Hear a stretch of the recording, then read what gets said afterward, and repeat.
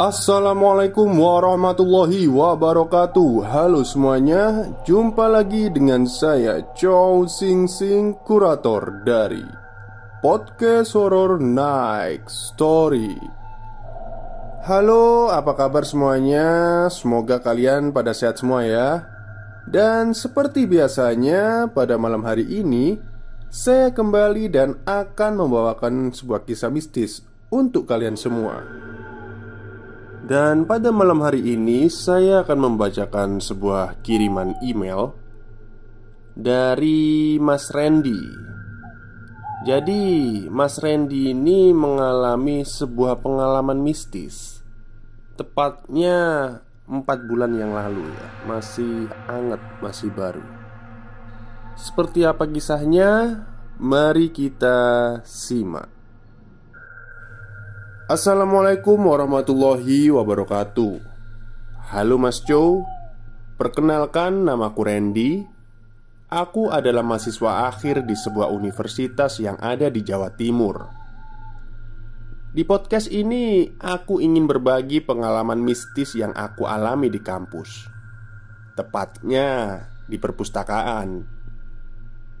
Kejadian ini terjadi 4 bulan yang lalu. Waktu itu, karena aku sedang butuh bahan materi untuk skripsi, jam 11 siang aku langsung gas ke perpustakaan kampus. Sesampainya di kampus, aku parkir sepedaku dan bergegas berjalan menuju perpustakaan. Suasananya sangat sepi saat itu. Ya maklumlah, kuliah sedang diliburkan karena COVID. Sesampainya di resepsionis perpustakaan, aku menitipkan tasku pada Pak Bari. Pak Bari ini adalah seorang penjaga perpus yang akrab denganku.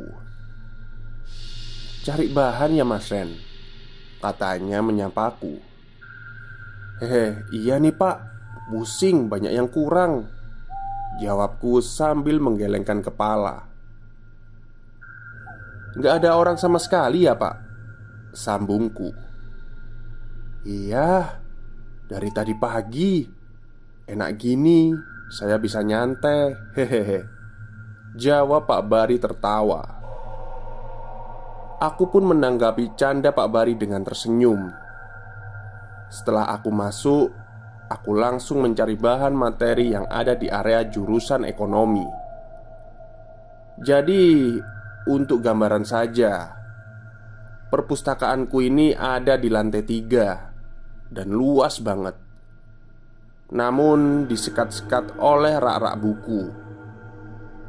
Jadi begitu kalian masuk, kalian akan berasa dalam labirin. Banyak banget buku di sini, mulai dari yang kuno sampai yang modern. Oke, setelah aku mendapatkan buku yang aku inginkan, aku menuju meja untuk membacanya. Aku sengaja memilih meja dekat jendela agar bisa melihat rintik-rintik hujan. Kebetulan waktu itu gerimis. Singkat cerita, saat itu waktu menunjukkan pukul 3 sore. Aku gak terasa kalau aku sudah selama itu di dalam perpus. Tiba-tiba Pak Bari datang menghampiriku. "Aduh Mas, ternyata di sini toh. Saya cari-cari di pucuk-pucuk gak ketemu," ujar Pak Bari agak terengah-engah. Iya Pak, sengaja saya ngerjain skripsi saya dekat jendela biar gak bosen." "Emang kenapa Pak?" jawabku. Ini loh Mas, saya ini bentar lagi ada acara di kantor rektorat. Mau saya tutup perpustakaannya, tapi kok saya lihat Mas Randy masih sibuk," ujar Pak Bari. Sebenarnya aku masih nyaman di sini karena benar-benar fokus banget dan pikiran-pikiran cermelangku gampang masuk. Beda banget lah kalau aku ngerjain di kos. Kira-kira Pak Bari selesai jam berapa acara direktorat? Kataku menimpali. Ya paling habis maghrib mas. Mas Randy masih mau di sini? Ujarnya seperti bisa membaca pikiranku. Hehe, iya pak, maaf ya. Nanti maghrib saya pulang kok, sambil nunggu bapak. Soalnya kalau di kos saya nggak bisa fokus. Apalagi skripsi saya sudah deadline pak. Jawabku memelas. Pak Bari pun mengiyakan permintaanku dan berkata, "Oke mas, beneran ya nggak apa-apa sendirian di sini. Nanti habis maghrib saya udah balik kok. Oh iya, satu lagi mas, saya pesen kalau ada suara kayak buku jatuh, gak usah dihiraukan, biarin aja," ujar Pak Bari. Aku pun mengernyitkan dahi. Emang kenapa pak? Tanyaku. Gak apa-apa, udah yang penting gak usah dihiraukan, kata Pak Bari lagi. Singkat cerita, akhirnya aku sendirian. Pak Bari sudah meninggalkanku sejak tadi. Aku pun mulai bergelut dengan buku-buku lagi. Kulihat dari jendela, suasana di luar sudah mulai gelap. Lampu-lampu gedung dan jalanan kampus sudah banyak yang menyala. Saat itu pukul 5 sore. Aku memilih untuk segera membereskan buku-buku dan laptopku. Tiba-tiba beruak. Terdengar ada sesuatu yang jatuh. Tapi aku gak tahu itu apa.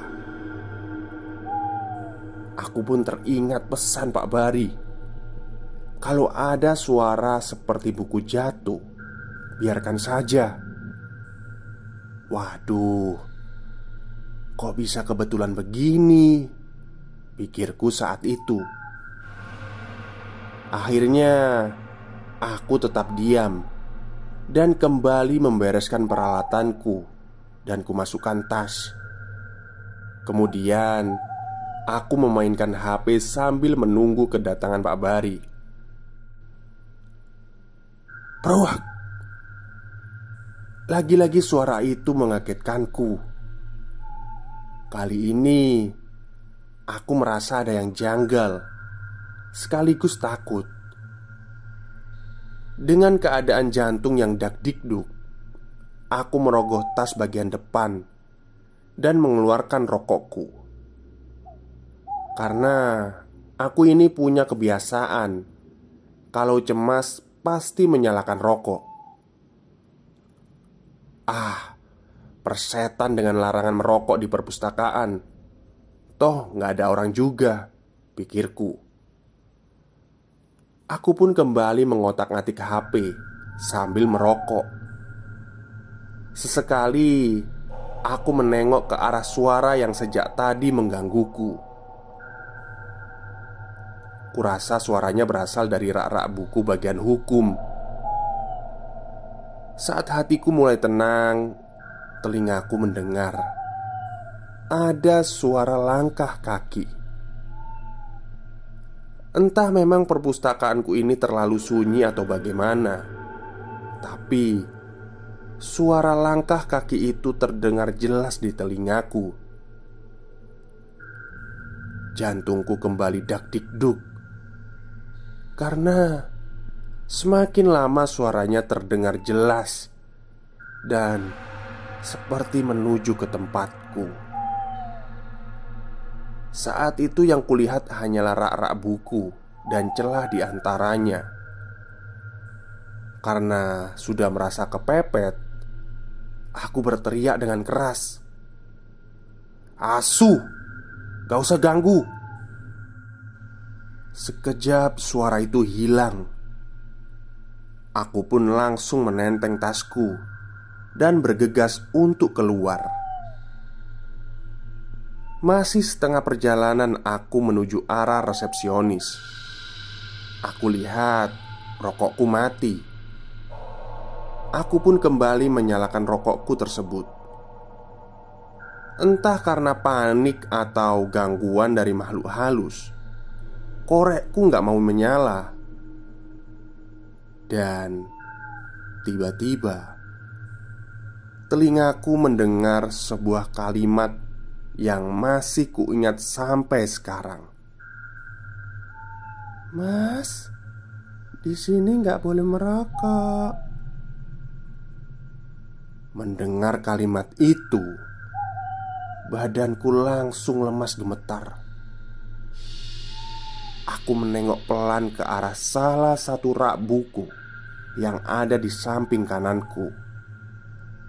Dan perlahan aku menolehkan pandanganku ke atas. Sungguh, hampir saja aku menangis saat itu ketika aku melihat seorang wanita dengan wajah putih pucat.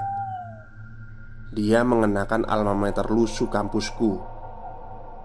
Kakinya berayun-ayun di atas lemari.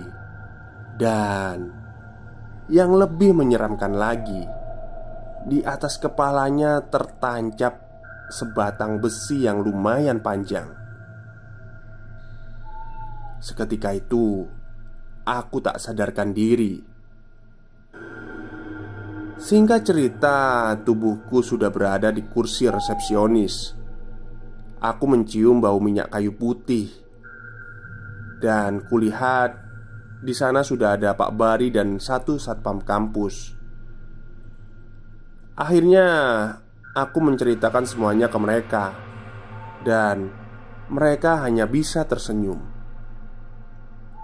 Pak Bari pun menjelaskan bahwa di gedung ini memang ada penunggunya.